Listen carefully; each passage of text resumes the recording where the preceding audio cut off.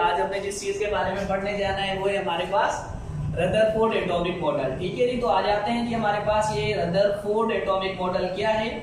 तो Rutherford atomic model आपको पता है कि पहले एक साइंटिस्ट आए थे जे थॉमसन, ठीक है जी, जिन्होंने एक डिस्कवरी कर दी थी। उन्होंने एक एटम के ऊपर मॉडल बनाया हुआ था, बना के दिखाया था, जो बहुत टाइम तक चला, लेकिन इतना ज्यादा अर्सा नहीं चल सका। ठीक है जी, जो हमारे पास जे थॉमसन ने बनाया, इसने क्या कहा, इसने कहा भाई जो एटम है वो इस तरह का एक स्फेरिकल है, और ये जो स्फेरिकल एटम है ये सारा किस चीज पर डिपेंड करता है, ये सारा का सारा पॉजिटिव चार्जेस के ऊपर डिपेंड करता है। इसके अंदर सारे पॉजिटिव चार्जेस मौजूद हैं। ठीक है जी, अब किस तरह से पॉजिटिव चार्जेस मौजूद हैं, जिस तरह से हमारे पास खीर बनाई जाती है ना, खीर के अंदर ऊपर ऊपर बादाम लगाए जाते हैं, वो जो बादाम लगाए जाते हैं वो बहुत ही कम होते हैं। ठीक है जी, और बाकी जो सारी इसके पीछे क्या होती है, खीर होती है। तो इसने कहा जो पॉजिटिव चार्जेस है ना वो सारी की सारी ऐसे हैं जैसे पीछे खीर पड़ी होती है, और जो बादाम या पिस्ते मौजूद होते हैं उसके अंदर क्या होते हैं, इलेक्ट्रॉन, ये बहुत कम होते हैं। ठीक है जी, तो ये किसका मॉडल था, ये हमारे पास मॉडल था जे थॉमसन ने जो मॉडल दिया हुआ था। अब इसके ऊपर रिसर्च चल रही थी, लोग इसे बड़ा अच्छा तस्वर कर रहे थे। जे थॉमसन इसके ऊपर जो नोबेल प्राइज था वो भी हासिल कर चुका था। पर रदरफोर्ड आए, एक साइंटिस्ट आया 1900 के अंदर जिसका नाम था अर्नेस्ट रदरफोर्ड। ठीक है जी, 1900 के अंदर एक साइंटिस्ट आया, इसका नाम था अर्नेस्ट रदरफोर्ड। अब अर्नेस्ट रदरफोर्ड ने क्या बात की, अर्नेस्ट रदरफोर्ड एक बड़ा अमीर शख्स था, इतना अमीर कि इसकी कंपनी जो थी वो जोहन डाल्टन के जमाने यानी 1808 से लेके काम करते हुए आ रही थी। इसके अब्बा अजदाद भी बड़े अमीर थे, और ये इस वक्त भी एटम के ऊपर काम कर रहा था और बहुत ज्यादा पैसे कमा रहा था। उस वक्त इसके कंपनी के एक मुलाजिम ने इसे आके बताया कि सर, जब हमने इस एटम में से मुख्तलिफ किस्म की रेजेस पास आउट कराई, ठीक है, पॉजिटिव रेजेस पास आउट करवाई, तो इसने कहा जब हमने इसमें से अल्फा पार्टिकल पास आउट कराए, जब हमने इसमें से पॉजिटिव रेज पास आउट करवाई, तो उसने कहा सर वो सारी की सारी दूसरी तरफ निकल गई। मिसाल के तौर पर इसने क्या कहा, इसने कहा कि सर जी जब हम लोगों ने क्या किया, इधर से अल्फा पार्टिकल का रिएक्शन कराया इधर से ऐसे, तो हमने देखा कि जो भी रेजेस थी वो सारी सीधी निकल गई, जबकि ये अल्फा पार्टिकल मतलब पॉजिटिव है, और अगर इतने ज्यादा पॉजिटिव इसके बीच में मौजूद हैं तो ये इस तरफ नहीं निकलने चाहिए। सर ये इसमें से पूरी कैसे निकल गई, इसका मतलब ये है कि ये जो जे थॉमसन का मॉडल है ये गलत है। बात अर्नेस्ट रदरफोर्ड के जहन में लगी, बात तो सच्ची कर रहा है, और इसके ऊपर रिसर्च बढ़ा दी गई। अब पैसे वाली पार्टी तो ये पहले से था, इसने क्या किया, इसने इसके अंदर थोड़ी सी चेंज लाई। इसने बहुत सारे लोगों से इसके ऊपर मशवरा किया, और मशवरा करने के बाद आखिरकार एक नतीजे पे पहुंचा कि हम लोग इसका कोई ना कोई नया तरीका इजाद करेंगे।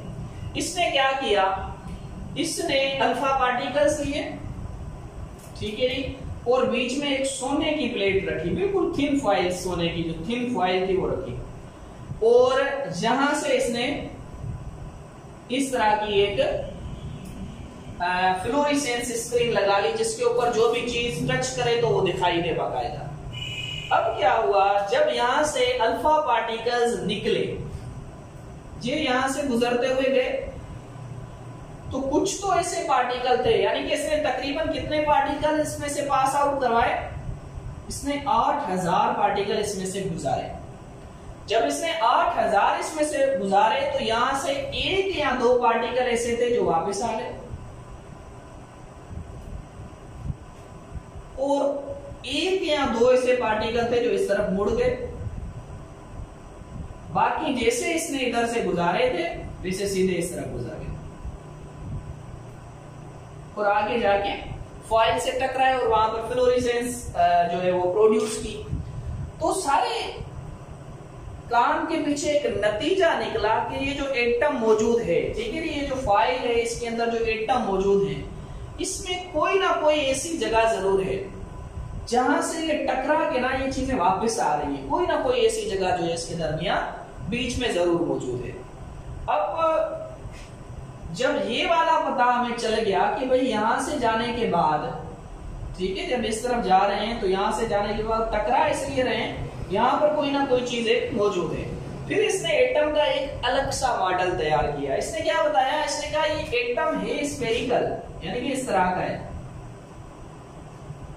ठीक है, ये एटम स्फेरिकल है, पर इसके बीच में कोई ना कोई ऐसी चीज जरूर है जो बहुत ज्यादा ठोस है, जिसे लग के ये दो रेजेस कहां गई थी, वापस आ गई थी। यानी कि जब हमने इसमें से रेज पास आउट कराई तो ये यहां पर लग के वापस इसलिए आई थी, ये है तो बहुत छोटी सी, पर जहां पर कोई ना कोई ठोस चीज मौजूद है। और इस ठोस चीज का नाम आगे चल के क्या पड़ा था, न्यूक्लियस। और इससे यहां पर एक और चीज भी बताई थी कि ये जो ठोस चीज बीच में मौजूद है, जिसकी वजह से ये रेस टकरा के वापस आ रहे थे, ये न्यूक्लियस जो है ये बहुत ज्यादा हेवी है, यानी कि यहां पर कोई हेवी मटेरियल मौजूद है। इसने कहा ये न्यूक्लियस कितना छोटा है, इसने कहा ये न्यूक्लियस इतना छोटा है जैसे एक बहुत बड़ा क्रिकेट ग्राउंड हो और उस क्रिकेट ग्राउंड के दरमियान एक छोटी सी गेंद रख दी जाए तो वो गेंद कितनी छोटी होगी, तो एटम के अंदर जो न्यूक्लियस होता है वो इतना छोटा है, तकरीबन 1,00,000 टाइम एटम से न्यूक्लियस छोटा होता है, ठीक है जी, स्मॉलर देन एटम, ठीक है, nucleus 1,00,000 time smaller than atom, इतना ज्यादा छोटा होता है। और बाकी जो इसने रेस यहां से गुजारी थी वो सारी की सारी बिल्कुल जिस तरह से इसने गुजारी थी इसे सीधी की सीधी उस तरफ गुजर गई। तो एक और हमें अंदाजा हो गया कि भाई जो बकाया हिस्सा है इसके अंदर कुछ भी नहीं है, ये हिस्सा जो पड़ा हुआ है, ये हिस्सा हमारे पास क्या है, ये हिस्सा खाली पड़ा हुआ है। जहां पर इसने 2 पॉइंट्स गए, एक पॉइंट जो सबसे पहला पॉइंट इसका था, ठीक है जी, atom consist on 2 parts, atom 2 हिस्सों के ऊपर मुश्तमिल है, ठीक है जी। सेकंड के अच्छा 2 हिस्से पहले कौन से, एक है हमारे पास nucleus and second one extra part of nucleus.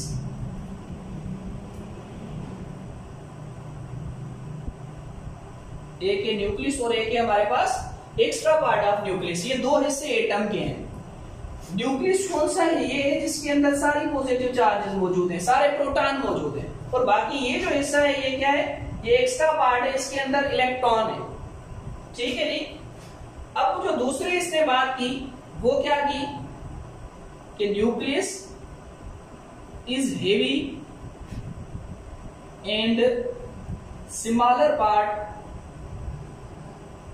Heavy and smaller part of atom, कि न्यूक्लियस जो है वो बहुत ज्यादा भारी भी है और बहुत ज्यादा छोटा पार्ट है एटम का।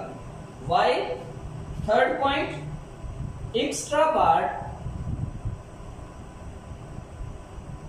Of atom is very lighter and larger. और जो एक्स्ट्रा पार्ट है वो क्या है, वो बहुत ज्यादा हल्का भी है और बहुत ज्यादा लार्जर भी है, ठीक है जी। ये बातें हमारे पास किसने की, ये बातें हमारे पास अर्नेस्ट रदरफोर्ड ने की। अब इन बातों को मजीद आगे बढ़ाया गया। किस तरह से ये मजीद आगे बढ़ी, अब ये मजीद आगे क्यों बढ़ी, तो आ जाते हैं इस जाने। सबसे पहले क्या था, जब यहां से ये अल्फा पार्टिकल इस तरफ गुजारे गए थे, ठीक है जी, ये एक पॉइंट से नहीं गुजरे थे, बाकी सारे गुजर गए थे, तो इसने कहा यहाँ पर कोई एक ऐसी चीज है जिससे ये टकराने के बाद वापस हो जाते हैं। इसने उस चीज का नाम आगे चल के न्यूक्लियस दिया, और वो हिस्सा जिसमें से गुजर गए इसने कहा ये खाली पार्ट है, और इसका नाम इसने आगे चल के क्या दे दिया, एक्स्ट्रा पार्ट ऑफ न्यूक्लियस। इसने कहा कि भाई एटम जो होता है वो 2 पार्ट्स के ऊपर मुश्तमिल होता है, एक एक्स्ट्रा पार्ट और एक न्यूक्लियस। और इसने कहा कि जो एक्स्ट्रा पार्ट होता है वो बड़ा होता है और जो न्यूक्लियस होता है वो छोटा होता है। और इसने कहा कि भाई जो न्यूक्लियस होता है वो हेवी होता है और जो एक्स्ट्रा पार्ट होता है वो क्या होता है, वो हल्का होता है। अब जो इसका सबसे मोस्ट इंपोर्टेंट पॉइंट था, ठीक है, इसका जो सबसे मोस्ट इंपोर्टेंट पॉइंट वो कौन सा था, इसने कहा कि extra part extra part of nucleus या extra part of atom contain electron. They revolve around the nucleus. और ये क्या कर रहे हैं, ये न्यूक्लियस के चारों तरफ घूम रहे हैं. इसने क्या कहा कि भाई ये जो एक्स्ट्रा पार्ट है, ठीक है, इसने कहा ये न्यूक्लियस के चारों तरफ, ये हमारा न्यूक्लियस है और इसके चारों तरफ ये जो पार्ट मौजूद है इसके अंदर इलेक्ट्रॉन है और ये जो इलेक्ट्रॉन है ये रिवॉल्व कर रहे हैं. ठीक है जी. हम यकीनन थोड़ी देर सोचें इसे कि भाई आखिरकार ऐसी तो कोई बात ही नहीं हुई कि इलेक्ट्रॉन रिवॉल्व कर रहे हैं. चलो इलेक्ट्रॉन की बात कर लेते हैं कि भाई ये इस वजह से आ गए क्योंकि ये पॉजिटिव थी, अल्फा पॉजिटिव को देख के वापस मुड़ गई. ठीक है नहीं. और जहां से नेगेटिव हिस्सा था वहां से वो गुजर गए. हम ये कह सकते हैं, ये भी अंदाजा है कि भाई यहाँ से इसलिए गुजर गई कि नेगेटिव हिस्सा था, यहाँ से इसलिए मुड़ के आई कि ये पॉजिटिव एंड था और ये खुद चार्जेस जो अल्फा पार्टिकल थे वो भी क्या थे, पॉजिटिव थे, इस वजह से टकरा के वापस आ गए. पर ये कैसे पता लगा कि भाई जो इलेक्ट्रॉन है ये रिवॉल्व कर रहा है, इलेक्ट्रॉन न्यूक्लियस के चारों तरफ रिवॉल्व कर रहा है, ये भी हमें अर्नेस्ट ने बताया. अब अर्नेस्ट रदरफोर्ड ने कैसे बताया, वीडियो को पॉज कीजिएगा और देखिएगा, सोचिएगा थोड़ी देर इस चीज के ऊपर कि भाई आखिरकार इसे कैसे पता लगा कि ये इलेक्ट्रॉन जो इस तरफ रिवॉल्व कर रहा है. तो आ जाते हैं इस जानिब. अब हुआ क्या था, उस वक्त एक थ्योरी पब्लिश हुई, ठीक है नहीं, जो मैक्सवेल की थी. मैक्सवेल ने एक थ्योरी उस वक्त पेश की. अच्छा जी, मैक्सवेल कौन थे? मैक्सवेल एक बड़े जबरदस्त किस्म के साइंटिस्ट हैं जिन्होंने इलेक्ट्रिसिटी और चार्जेस के ऊपर बहुत ज्यादा बात की है. तो आपको पता है इलेक्ट्रॉन के ऊपर कौन सी चार्ज होती है, नेगेटिव. ठीक है जी. तो उस वक्त इसने एक थ्योरी पेश की. इसने कहा कि any accelerated particle, any accelerated particle move around the nucleus या around the any analyte, it lose energy. अब इसने ये बड़ी बात कर दी थी. इसकी ये जो थ्योरी उस वक्त आ गई कि भाई अगर हमारे पास कोई भी पार्टिकल है वो घूम रहा है, अगर वो घूम रहा है तो क्या होगा, उसकी एनर्जी कम हो जाएगी. मिसाल के तौर पर मैं अगर दौड़ता रहूं अच्छा बड़ा टाइम दौड़ के आखिरकार मैं थक जाऊंगा क्योंकि मेरी एनर्जी खत्म हो जाएगी. तो इसने कहा कि अगर कोई भी पार्टिकल है वो घूम रहा होगा तो क्या हो जाएगा, एनर्जी खत्म हो जाएगी और आखिरकार वो गिर जाएगा. ठीक है नहीं. तो ये जो बात यहां पर चल रही थी, तो इसने क्या कहा, इसने कहा कि भाई इलेक्ट्रॉन जो है वो इस तरफ रिवॉल्व कर रहा है, घूम रहा है. ठीक है नहीं. इलेक्ट्रॉन जो है वो इस तरफ घूम रहा है तो ये इस तरफ गिर जाएगा. इससे पहले अब ये चीज देखने चलते हैं इसका जवाब कि भाई ये इसे रदरफोर्ड को कैसे पता चला था कि इलेक्ट्रॉन घूम रहा है. तो रदरफोर्ड को इसलिए ये पता चला कि रदरफोर्ड ने देखा कि जब इसके पास यानी न्यूक्लियस के पास कौन सी चार्ज है, पॉजिटिव चार्ज है, इलेक्ट्रॉन के ऊपर नेगेटिव चार्ज है, तो यकीनन ये इलेक्ट्रॉन जो है ये इस न्यूक्लियस इलेक्ट्रॉन को खींच रहा होगा क्योंकि हेवियर पार्ट है तो वो उसको अपनी तरफ खींच रहा होगा. तो इसने कहा जब ये खींचने से इधर नहीं आ रहा तो इसका मतलब है कि ये अपनी एनर्जी किसी ना किसी तरीके में लगा रहा होगा. तो वो एनर्जी जो लगा रहा होगा वो इसे घुमा रही है, वो एनर्जी से क्या कर रही है, घुमा रही है. अच्छा ये क्या है, ये फिजिक्स के अंदर आपने पढ़ी होगी सेंट्रीपिटल फोर्स. ठीक है जी. ये सेंट्रीपिटल फोर्स है, थोड़ा सा ऐसे पढ़ लीजिएगा तो आपको ये पूरा क्लियर हो जाएगा कि इलेक्ट्रॉन के बारे में से कैसे अंदाजा हुआ कि इलेक्ट्रॉन न्यूक्लियस के चारों तरफ घूम रहे. अब ये इलेक्ट्रॉन इसके चारों तरफ घूम रहे, इसने आके ये बात की कि भाई साहब जो चीज ऐसे घूमती है वो आखिरकार थक जाती है और जब थक जाएगी तो वो गिर जाएगी. ऐसा होता नहीं है, पर इसने ये बात की और प्रूफ के साथ जब बात की तो फिर पहला फेल्यूलर इसका क्या निकला. पहला फेल्यूलर ये नहीं है कि ये सिर्फ गिर जाता है, नहीं, ये चीज डिफाइन नहीं कर सका कि इलेक्ट्रॉन स्टेबल है और इस मदार के अंदर घूम रहा है, ये इस चीज को डिफाइन नहीं कर सका। यानी कि जो इसका फेल्यूलर निकला, पहला रदरफोर्ड फेल जिस चीज में हुआ, ठीक है जी, वो क्या था? वो सबसे पहला फेल्यूलर इसका ये था कि he cannot explain the stability of atom। इसने ये तो कहा था कि भाई इसका वजन बराबर होता है, जितनी इधर चार्जेस हैं उतनी इधर चार्जेस हैं, ठीक है नहीं।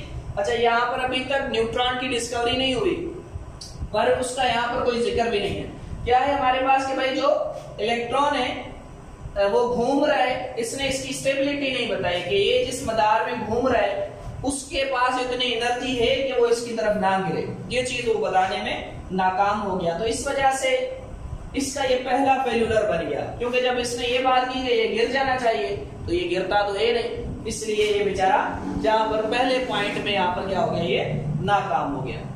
अब जो दूसरा पॉइंट था इसके फेल होने का, कि भाई जो हमारे पास रदरफोर्ड का एटॉमिक मॉडल है ये क्यों फेल हुआ, तो दूसरी इसने मतलब कि एक और भी गलती कर रही थी। वो गलती क्या थी? वो सिंपल सी गलती थी, जैसे कि आपको पता है इसका जो मॉडल है वो बिल्कुल सोलर सिस्टम से मिलता है, ठीक है नहीं। यानी कि जैसे हमारे पास क्या हो, ये समझ लें अगर हमारे पास सन है, ठीक है, ये हमारे पास क्या है, सन है, और इसके चारों तरफ जितने भी प्लैनेट हैं, ये अर्थ है, ये इसके चारों तरफ घूम रही है, ठीक है जी। अब ये जो चारों तरफ इसके घूम रही है सन के, ये और ये आपस में क्या है, दरअसल लिंक्ड हैं, एक दूसरे की तरह हैं। यानी कि इसका मॉडल देख लो और इसका देख लो, अगर कुछ पैरामीटर्स को चेंज करोगे तो ऑटोमेटिकली बोहर वाला मॉडल और ये वाला मॉडल आपस में मिलते हैं, ठीक है जी। तो इसके हिसाब से अब यहाँ पर जो इसकी दूसरी जो सबसे अहम मिस्टेक हो गई इससे एक्सप्लेन करने के अंदर रदरफोर्ड से, वो क्या हो गई कि इसने पहली बात तो ये तस्लीम कर ली, तस्लीम तो नहीं की, पर दूसरे लोगों ने जब बात की कि भाई इलेक्ट्रॉन न्यूक्लियस के अंदर गिर जाता है, तो ये इसका पहला क्या बन गया, फेल्यूलर बन गया।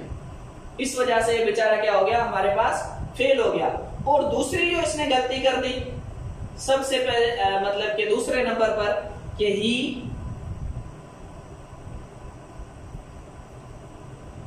Can not explain the attraction of nucleus। Nucleus की जो अट्रैक्शन थी उसकी जानिब उसे भी ये क्या करना मतलब कि डिफाइन नहीं कर सका। तो जो इसने तीसरी गलती की, सबसे बड़ी जो सबसे स्पेशल गलती, जिसकी वजह से इसके मॉडल को मुकम्मली तौर पे गलत करार देके छोड़ दिया गया, वो बिल्कुल इजी थी भाई। उस वक्त के हिसाब से अगर देखा जाए तो एक बंदे की ये सोच, इतनी बड़ी बातें कर देना, ये बहुत बड़ी बात थी। लेकिन इसने तीसरी भी गलती कर दी। वो तीसरी गलती इसने क्या की कि he does not explain the matter of atom,